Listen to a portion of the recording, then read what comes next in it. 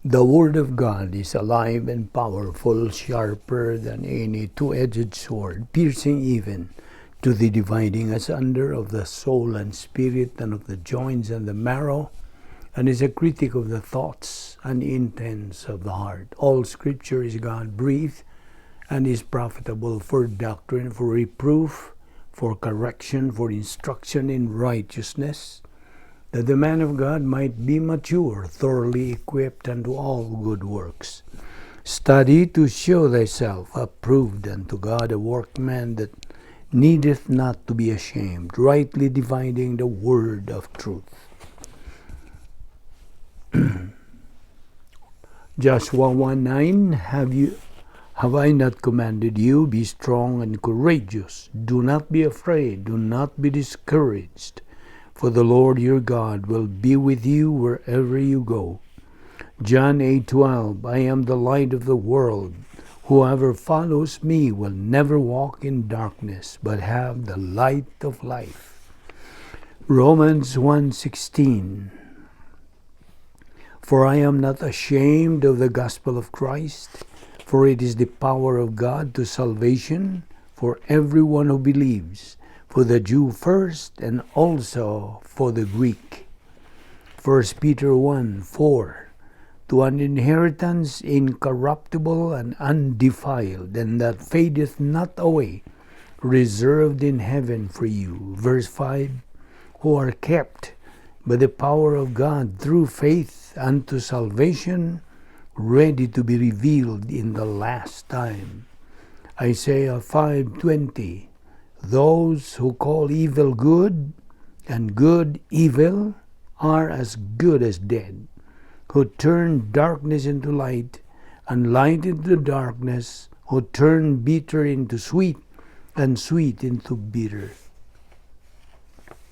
Mark 16:15, he said to them, Go into all the world and preach the gospel to all creation.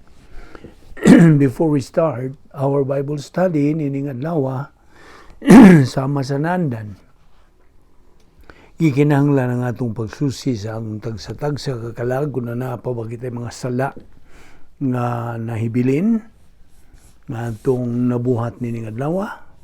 Otherwise, kung dili nato kini isugid, then kini mahimo lamang bamag sa atong pagabuhaton nga pagtuon sa pulong sa Dios. Ang balang Espiritu Santo nga mao lamang ang bugtong magtutudlo sa kamatuoran, dili siya makalihok sa iyang ministry nga ni kanato, gumikan niya na mga sala kung dili nato isugid. Busa 1 John 1:9 is what we stand on.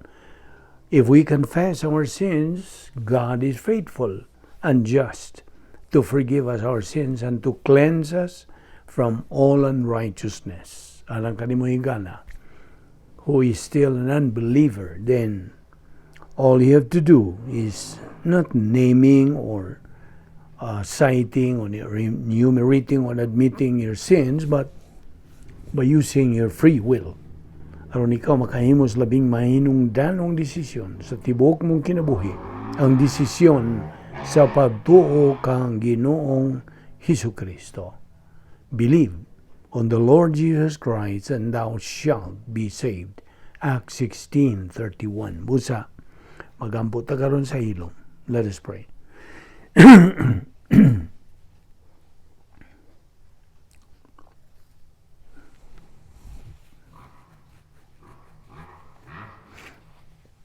Magampo, tabalaan na mga Diyos, nagapasalamat kami kanimo, nining lain na sa mga adlaw, nga imong padangat ka namo, buhi pa kami ning among lawas, kinitimahinlan nga ang imong plano sa among kinabuhi, nakapadayon pa sa paglihok. Busa, bani kami karon, tultuli o pasabta kami sa dugang nimong mga kamaturan. Aron kini, mao among ikadugang usab sa among nang nakatunan nga mga pulong nimo among magamit sa among adlaw-adlawng panginabuhi.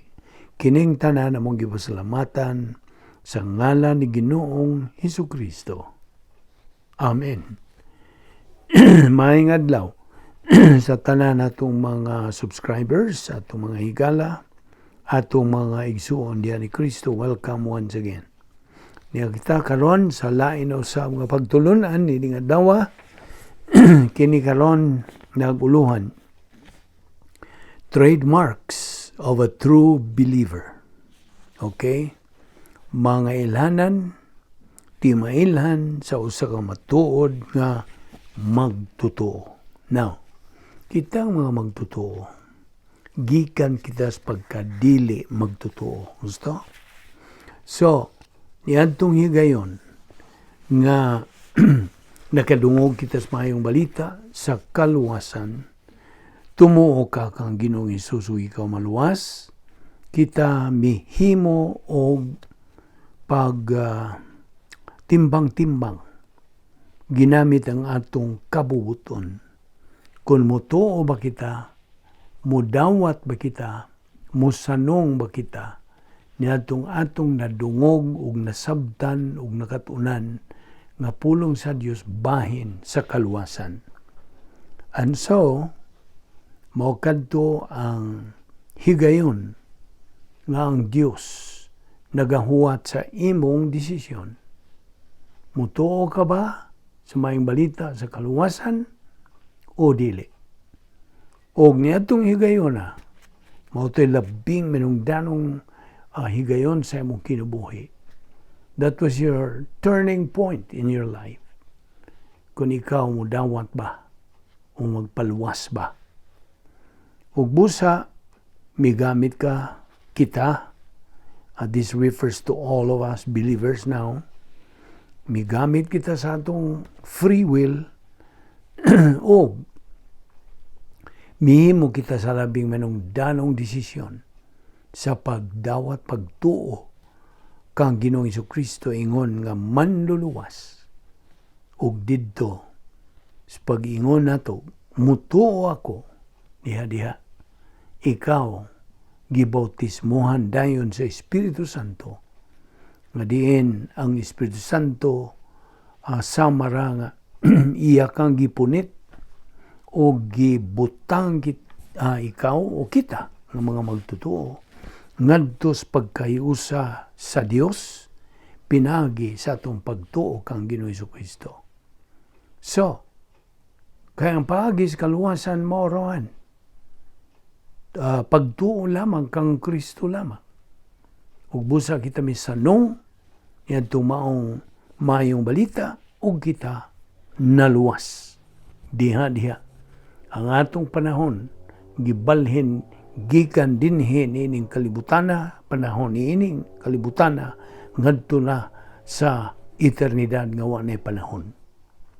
So, nahimo na kitang tagalangit o gawas pa niya. Kita gisuluban, gihantagan, giisipan sa kinabuhing wala na katapusan. Gawas pa niya na kita nahimo ng mga anak sa Dios. Kita gisagop na sa Dios o kita namatarong na sa tubangan sa Dios. Dili na mutanaw ang Dios nga kita hinukman. Kay kita namatarong naman. Kay gisuluban, giisipan naman kita sa hingpit nga pagkamatarong sa Dios nganhi kanato ug busa kita ang atong ngalan gisuwat dayon didto sa libro sa kinabuhi sa karnero, the Lamb's Book of Eternal Life. Ug gawas pa niya na kita nga tao na pag-usab ug kita nahimo na kita nga mga balaan kay positionally we have been sanctified because of our union with Christ. Mao kita una nga sanctification, una nga pagbinalaan. Kaya ang ikaduha, mao naman ang atong pagpadayon as atong kinabuhing Kristohano dinhi sa yuta, believers in time, ug nga kita kinabuhi pinagi sa pagtuon sa pulong sa Dios aron kini mao atong maggamit sa atong adlaw-adlaw natong pagkinabuhi. We live one day at a time, o we take in Bible doctrine on a daily basis. day in and day out,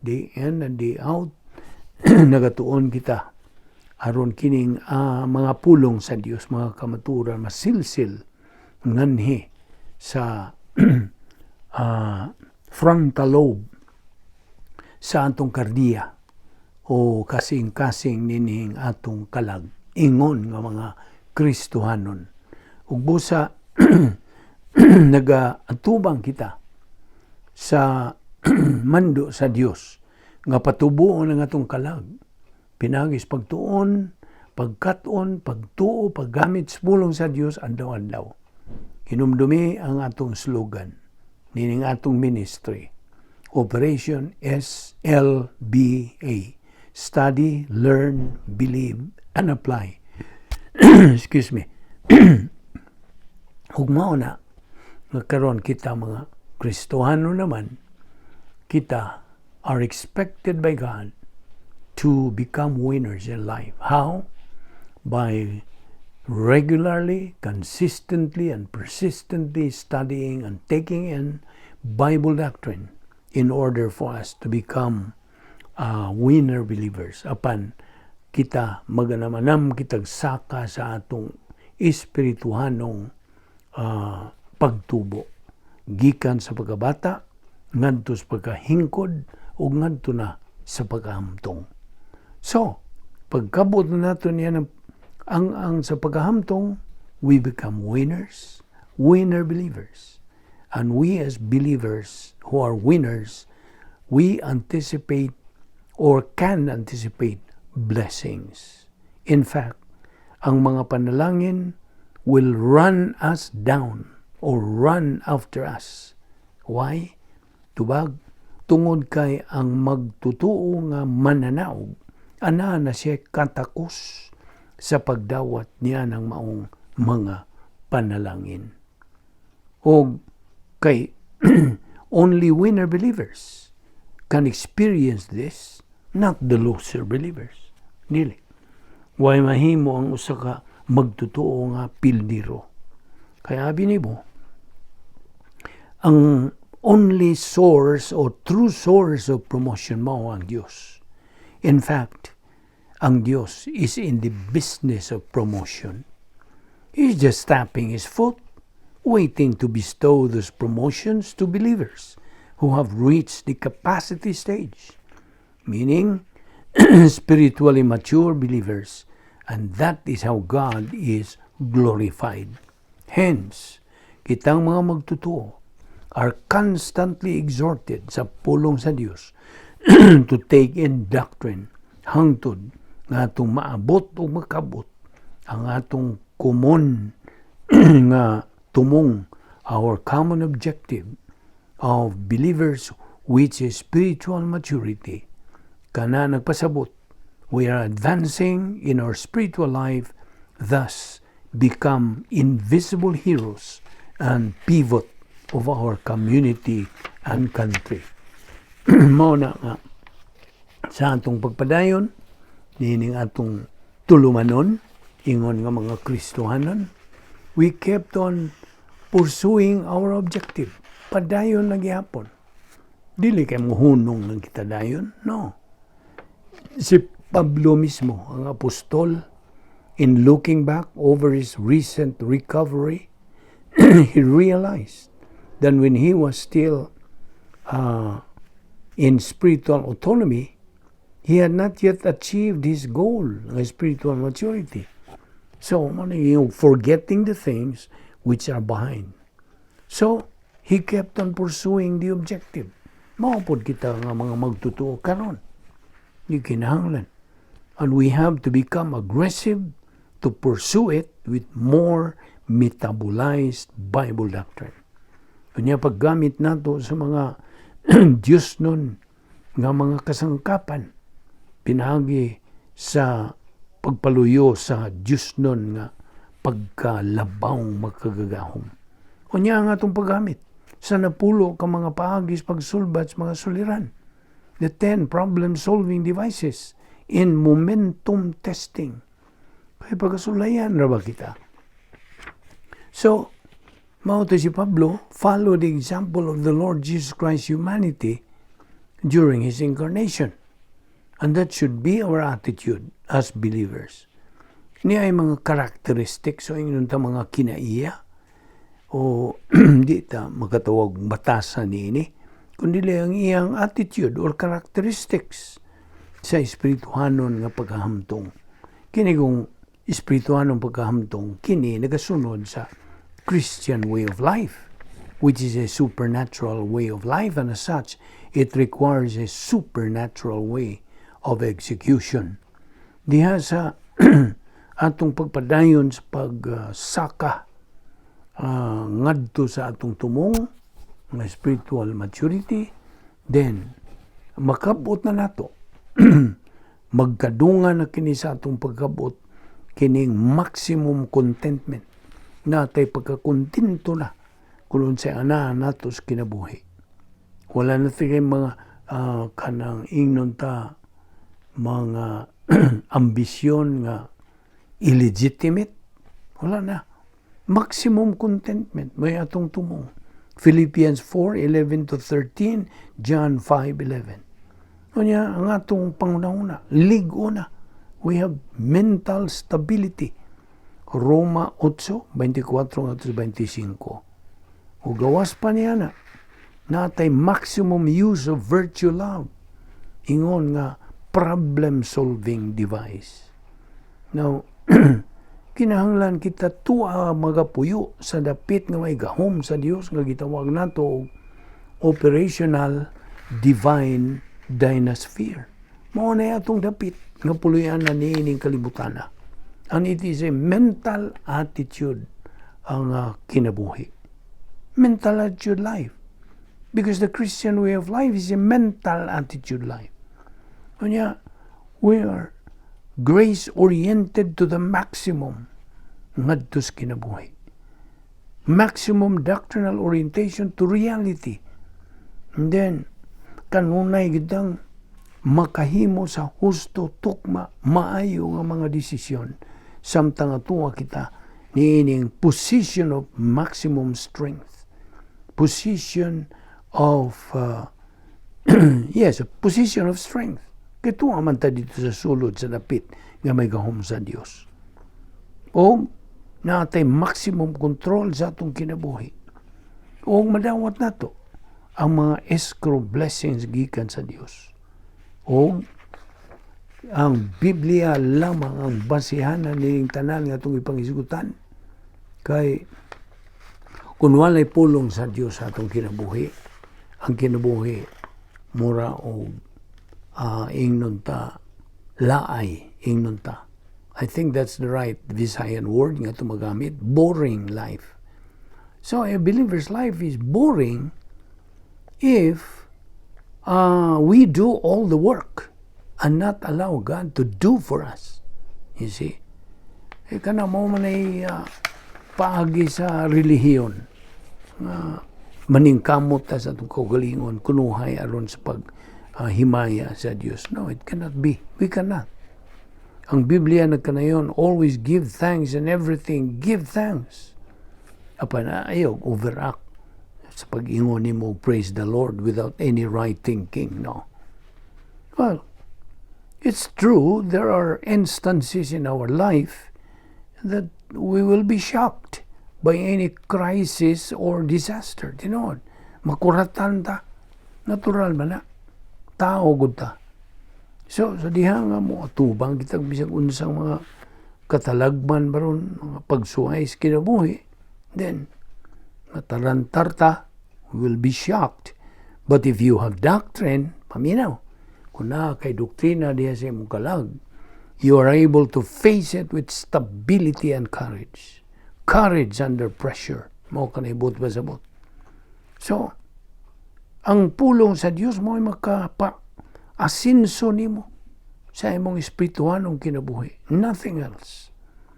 So, mao na nga diha sa Filipos 3:1 nagkanayon kini sa in English. Finally, my brethren, rejoice in the Lord.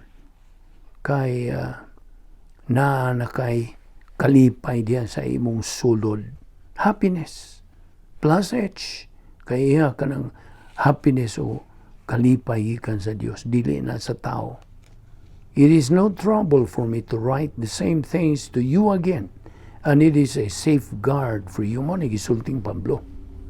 Security, protection, kining buot pasabot nga safeguard. Si Pablo din nagasuwat for inculcation, pagsilsil. That is repetition, inculcation. Amo man kini ang atong method of studying God's Word. Once you have God's happiness in your soul, you are now entering the stage of spiritual self-esteem, spiritual autonomy, o spiritual maturity. Na walay kanang inuntan, there is no substitute to Bible doctrine inculcated. Wala. Kaya ang kalipay, imog yung makabot. Ang kalipay sa Diyos. Sa dihang ikaw nagmalahutayon, nagmasigihon, nagmakanunayon sa imong pagtuon, pagkaton, pagtuog, paggamit sa pulong sa Diyos. Kaya ang happiness, God, ang kalipay nga atong gisgutan is related to grace orientation. And you are oriented to grace. Because grace orientation is one of the 10 problem-solving devices. Right? O sana. Mauna nga diha ang Salmo 31:7. Ang pulong sa Diyos na kanayon, I will rejoice and be happy in your grace. Now, perfect happiness, ma-produce lang kini, is only produced diya sa sulod sa atong operational divine dynasphere, executing the protocol plan of God. There is perfect happiness waiting for us, believers. And this perfect happiness is dependent upon metabolized Bible doctrine. Mao ra gyud. Now, you become holy, of course. Na holy o na binalaan na kita, gikan itong panahon nga atong gidawat si Ginoong Kristo nga atong manluluwas. But what do we mean by holy?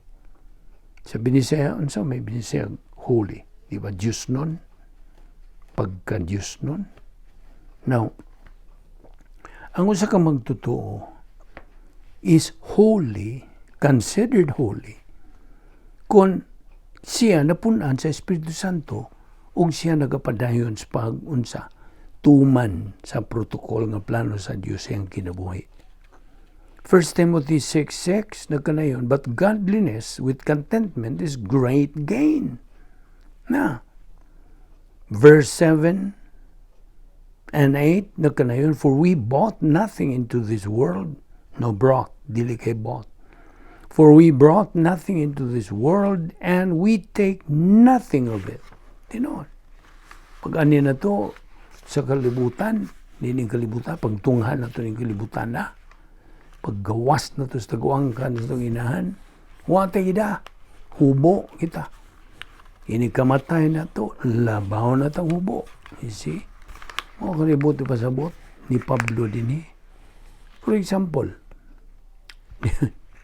ihimplo kini kalungong naman tingali kini istorya ha. Diha may usa ka insect ba to nga himalat yun. Iyang gitawag ang tanan niya mga anak to come to his deathbed. O nangutana siya, niya ba mong tanan? Mingon tong negosyante man to siya. Nanubag ang mga bata niya. Yes, niya aming tanan. Then he said, kinsa may nagbantay sa atong tindahan. So, nawili sa iya kunuhang mga ganansya. Well, ang versikulo 8 na kanayon, but if we have food and shelter, we will be content with that. Diba? Once you have perfect happiness, kining happiness nga kung isgutan, mo ni happiness, kalipay sa Dios. Once you have perfect happiness, plus H, you will be inevitably be tested. So, walayan ka. Evidence testing na ka na. O di ka kaiskapo niya na. Di man na itong tulong ka mga espirituhanong kahanas spiritual self-esteem, spiritual autonomy, o spiritual maturity. And we cannot take anything with us when we depart from this world. Wala. Kinira ang mga kahanas na espirituanon, ang mga pulong sa Dios, ang mga espirituanong kasangkapan nga gihatag sa Dios kanato sa kanadtong wapang tanan. Iyan na ning giandam, iyan na ning gitagana alang kanato nga mga magdutuo. No, kining inner happiness, by the way, talking about it, inner happiness of God na naghisgutan sa John 15:11. Naghisgutan diha, He commands believers to possess this plus H. Unsaon? Una sa tanan, by staying inside the operational divine sphere. Unya, gamit ka sa atong slogan, SLBA. Unya, tumana ang protokol nga plano sa Dios. Pag kinabuhi sa gitawag og eusebia, godliness. Kini mao ang talagsaon nga espirituhanong panginabuhi. Unya, makabot na nato ang atong espirituhanong pagka-hingkod. Hingkod na kana, adulthood, becoming an invisible hero, attaining the pleroma stage. Pleroma, gikan ka original nga pulong pleroo, to fill up. So, mao na nga kitagon. By the way, kitang mga magtutuo. No, I mean, ang tanang sakop sa kaliwatan sa tao, man in general, is in his total depravity because niyatong formula nga kanunay na itong bat-bat kanimo nga AOS plus OSN equals spiritual death. Ang sabot pa sabot, ang original nga sala niya dan, dugangan pa sa kinayang makasasala, ang resulta, patay kita spiritualmente. Apan ang Diyos nagasulbad niining maong miserable nga kahimtang sa tao. Giunsa niya? Pinagi sa pagpada sa iyang bugtong anak nga si Ginoong Jesucristo dinhi sa yuta. Niining gamay nga planeta. God the Father sent His only begotten Son to this tiny earth to die for the sins of the world. Isip mo kato'y tumong. Tuyo og tumong ni Ginoong Jesucristo pagkan hiniining labihang gamayang planeta, maong pagpakamatay tungod sa mga sala nining kalibutana. Ug ang Dios nanginahanglan lang sa tao nga motuo siya sa iyang anak in order to be saved. Ug aron siya mahilangit after he dies. Kaya ang tao, dunay duha ka kapilian, to believe in Christ, so he will be saved, or to reject Christ, so he will burn in the lake of fire.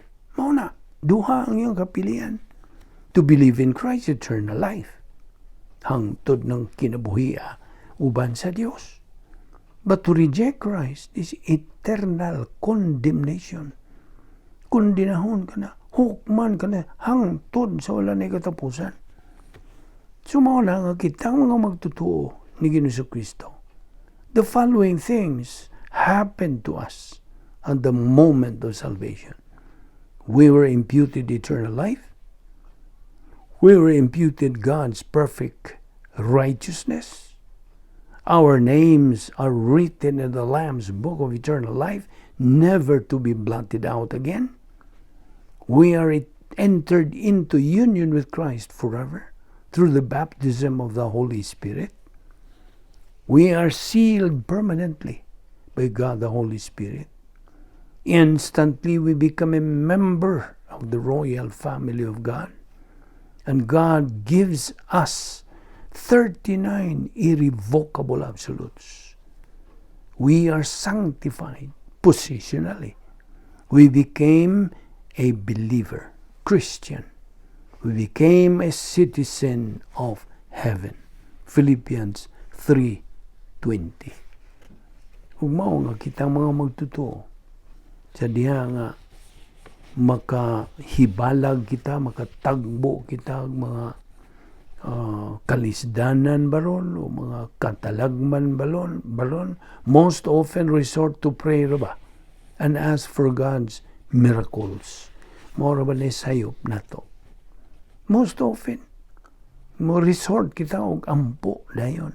No, we cannot. It is Bible doctrine that we have in our soul na ipagamit ka na sa Diyos. Si Pablo, ninumdong kang Pablo, he had the thorn in the flesh. Nagampo siya katulo kay gayon.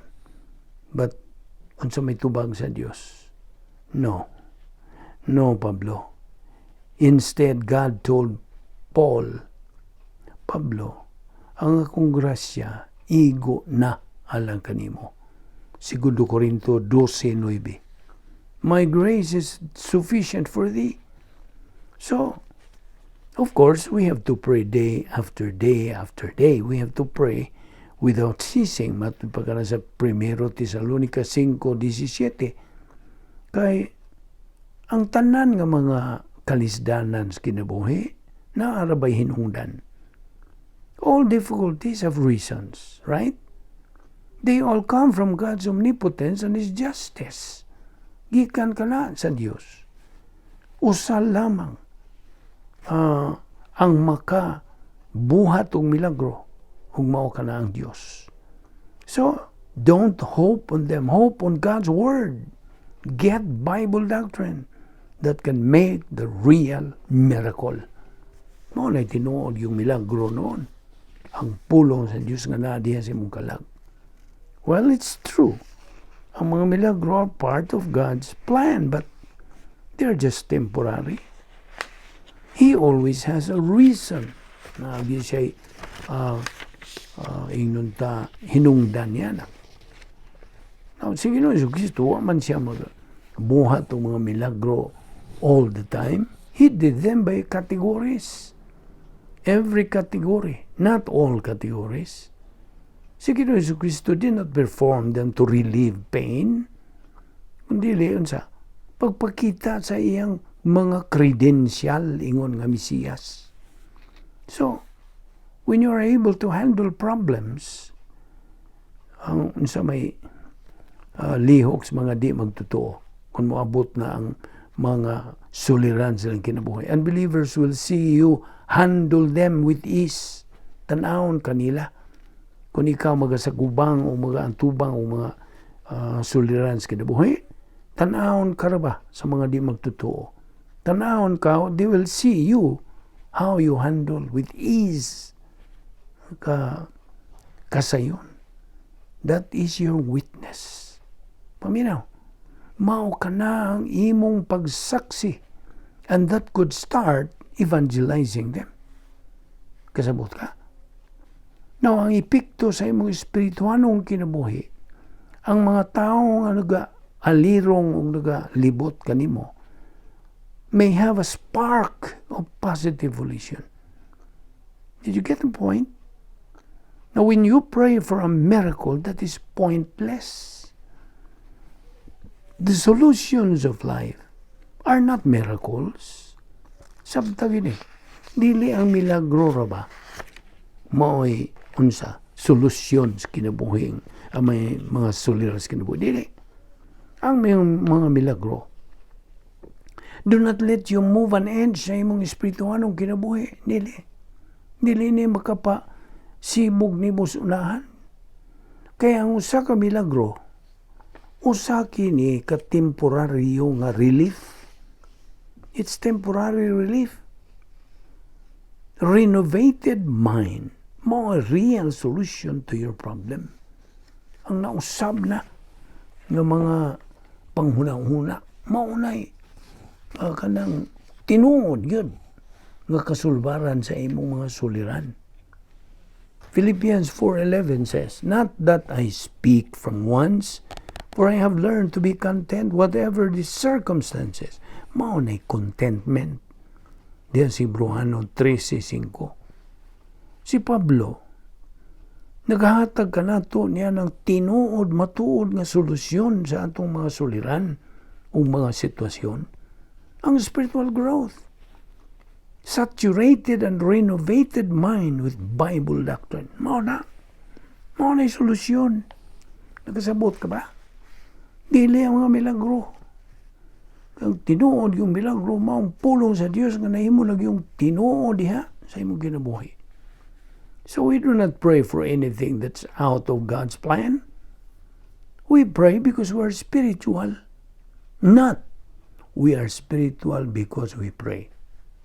Nakasambot ka ba niyan to? Now, akong balikon. We do not pray for anything that's out of God's plan. Gawas ganina sa plano sa Dios, ayaw nagampo.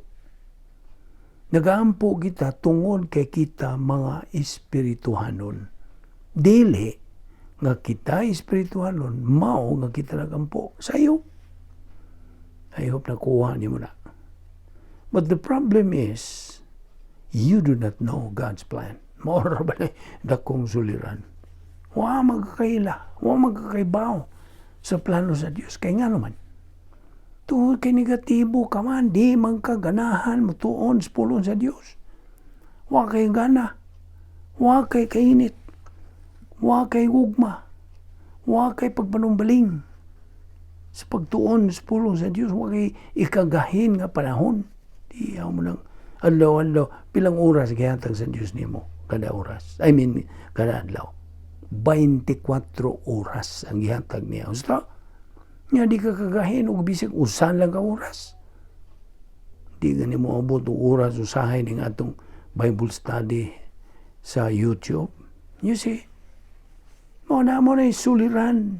You do not know God's plan because you're negative. Usba ang imong attitude ngadto sa pulong sa Dios. Kay unsa gani ang imong attitude o pagtagad sa pulong sa Dios, mao nay tinuod yun imong pagtagad ngadto sa Dios.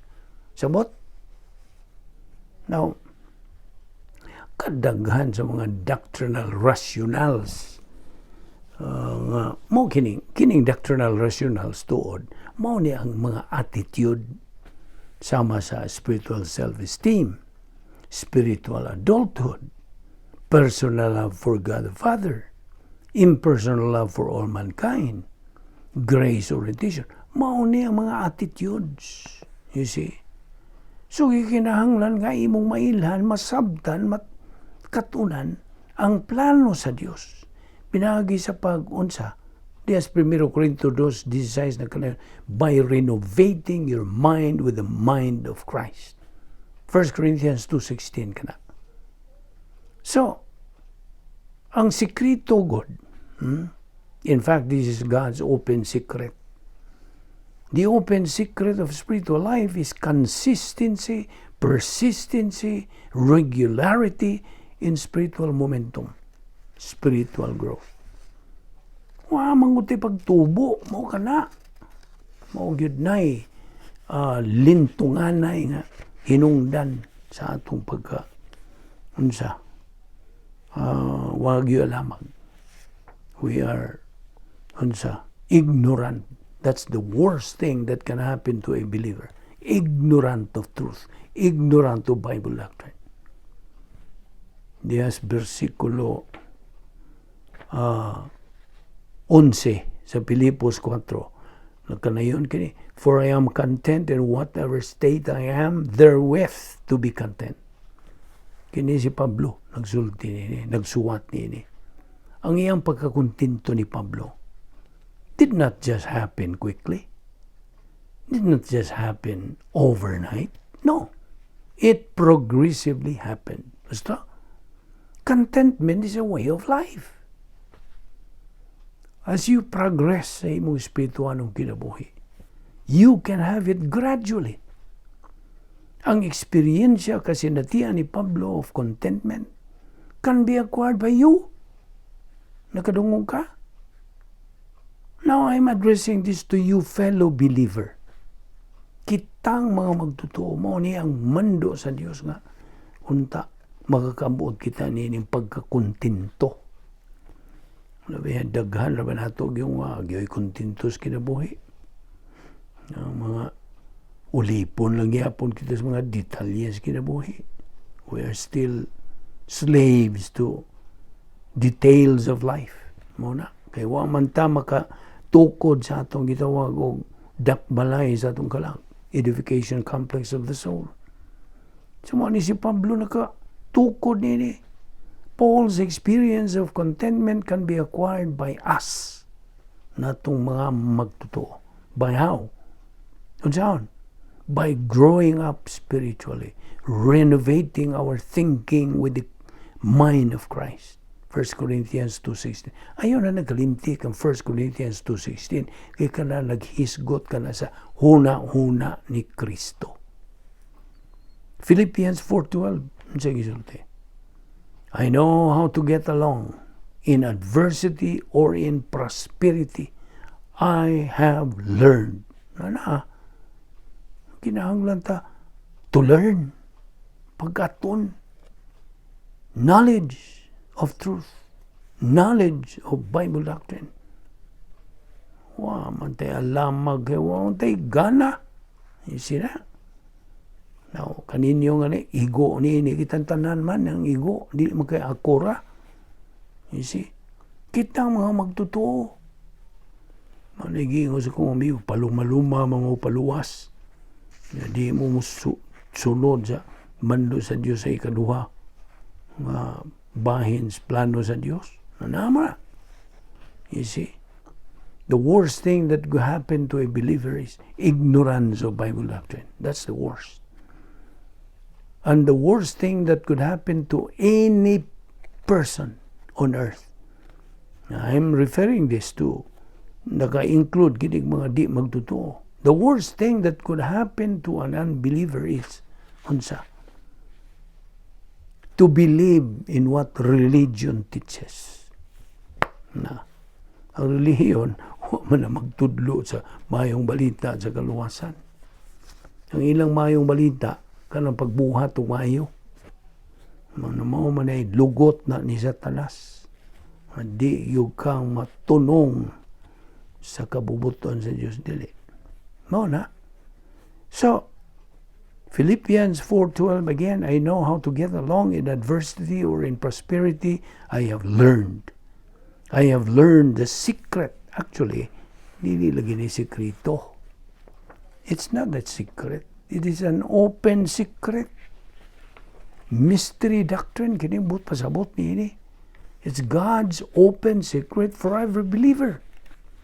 Nabitaw ng versikulo 13 diyan sa maong kapitulo. I can do all things through Him who strengthens me. That is not positive thinking only. It is God's comfort, endurance, and encouragement. Nakadungog ka. Diya sa 1 Peter 5:10, sige sulti diya. Read and understand it well. Ikininag ka na yun. And the God of all grace who called you to His eternal glory in Christ, after you have suffered for a little while, will Himself restore you and to perfect you, to make you strong, to make you firm, to make you steadfast. Mao na. Ang giingon ni Hebreano 13:5, keep your lives free from the love of money and be content with what you now have, because God has said, never will I leave you, never will I forsake you. Di pagyapon yung kamo salig niya ng pasalig sa Diyos nimo, saad sa Diyos nimo. Contentment is a Christian virtue. Ug kini byproduct of spiritual maturity, pinagi sa imong constant, consistent, regular use of problem-solving devices, metabolized Bible doctrine, etc. Appeal ng spiritual self-esteem. You see? Ang atong tumong ingon nga mga magtotoo is to unsad gawas nga makabot na nato ang espirituhan ng pagkamtong kini magdungan magune mga imong maangkon atong maangkon ingon nga mga magtotoo kaning tactical victory mo ni atong gitutukan gipunting na to sa atong pangunahuna. Nga makabot na to ang tactical victory. Kung sa maning tactical victory, this is every believer's goal to achieve. Kaya human naman tayo makakabot niya itong strategic victory. Niya itong pagtuog yun na itong Ginoong Kristo nga itong manluluwas mo, ito strategic victory. Sama sa unsa, nadaog ni Ginoong Kristo, kining maong matang sa madinaugon, okay? Samtang dito nagabitay siya sa cross. Our Lord Jesus Christ won this victory on the cross. O kining tactical victory mo ni ipakabot sa Dios kanato nga mga magtotoo. Principle: the ultimate in life and the purpose of life is to glorify the Lord Jesus Christ. That is the good. Di man ka ng pulong at the good. Inumdong ko ba niya ng Romans 8:28? God works all things together for the good. Kanang the good, yan mo ni plano sa Diyos. Ayaw kalimot niya itong 3 radicals na to. X plus Y plus Z radicals. Okay? Ang X representing wa pagkamaluwas. Okay? Kanang X. So you are a potential believer. Kapag migamit ka man sa imong kabubuton, midawat ka man, misanong ka man, so naluwas ka. So wadto ka sa Y. Ang imong pagka magtutuo din sa panahon. O niya ang Z, tuwa sa imong pag-uban na sa Diyos dito sa eternidad. Sabot? Now, let us remember, by the way, that when we first believed in Christ as Savior, when we got saved through faith alone in Christ alone, we were ignorant of spiritual things. Wag yun tayo lamang. Wag tayo lamang bahin sa plano sa Diyos. We had no idea about the Christian life, about divine blessings, about many, many things. Basta?